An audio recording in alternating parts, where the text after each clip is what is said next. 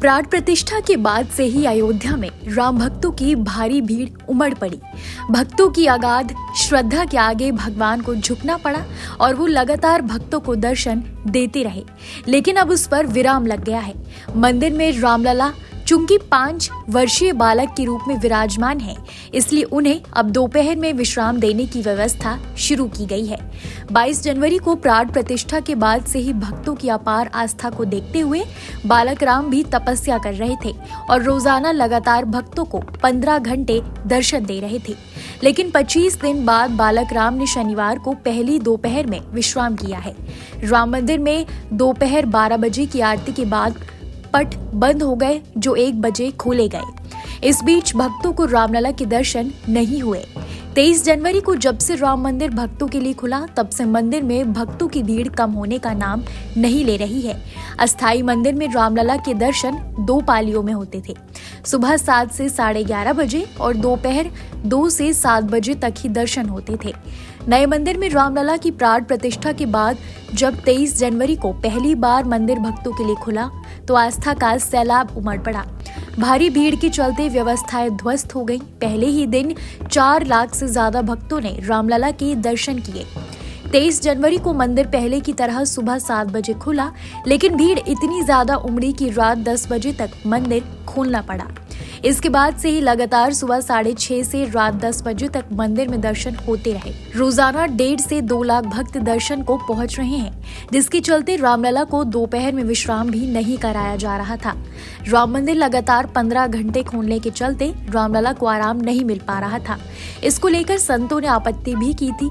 Trust के महासचिव चंपत राय ने भी एक बयान में कहा था कि रामलला को 15 घंटे तक जगाना सही नहीं है।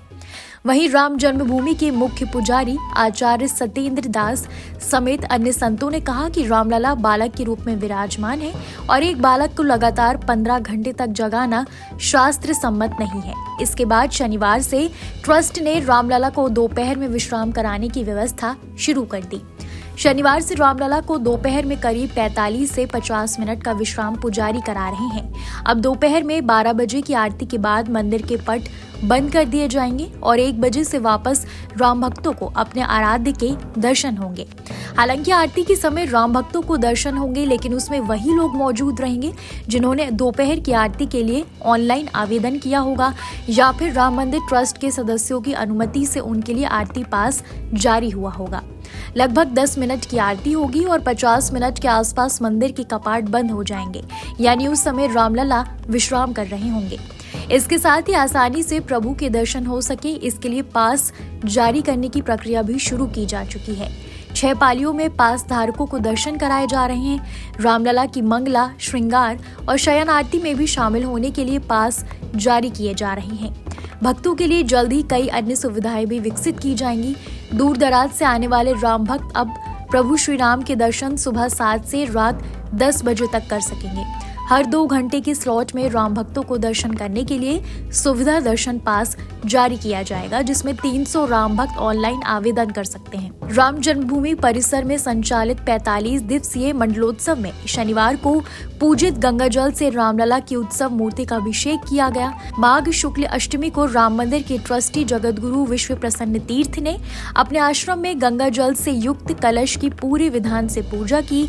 इसके बाद पैदल कलश लेकर राम जन्मभूमि परिसर पहुंचे, जहां यज्ञ स्थल का गंगाजल से अभिषेक किया गया और कलश स्थापना कर पूजा की गई। पूजन के बाद इसी जल से रामलला का अभिषेक किया गया। कैसी लगी आपको हमारी ये जानकारी, हमें कमेंट बॉक्स में जरूर बताएं। बाकी धर्मकर्म से जुड़ी तमाम जानकारियों के लिए सब्सक्राइब कीजिए हमारा डिजिटल चैनल और देखते रहिए न्यूज नेशन स्तुति।